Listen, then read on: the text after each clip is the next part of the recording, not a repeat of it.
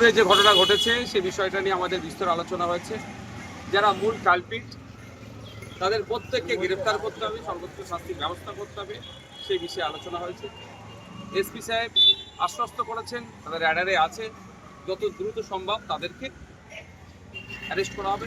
তিনি এটাও আমাদেরকে বলেছেন যদি ওই যারা মেল কালপিট তাদের যদি কোনো লোকেশন আমরা পাই সেটাও শেয়ার করতে বলেছে, আমরা গ্রেফতার করব। আমরা এসপি সাহেবকে দুটো বিষয় উত্থাপন করেছি।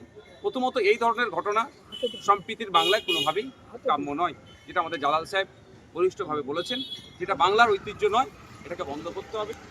সাথে সাথে আর একটা যেটা আমাদের প্রস্তাব রেখেছি সেটা হচ্ছে যারা মূল ভোটার, যারা প্রতিনিয়ত এই ধরনের ইনসিডেন্ট ঘটিয়ে বেড়াচ্ছে তাদেরকে কোনোভাবে রেহাই দিতে হবে না। আর এর ঘটনা যখন আপনারা একটা ঘটনা নিয়ে এসেছেন তার মধ্যেই আরও একটা ঘটনা ঘটে গেছে সীতাকুণ্ডতে, তারাও এসছেন এখানে স্পেশালি দেখা করতে। বিষয়টা নিয়ে ওটা ইনচার্জ ভাই বলেছেন, এই বিষয়টাই উল্লেখ করেছেন।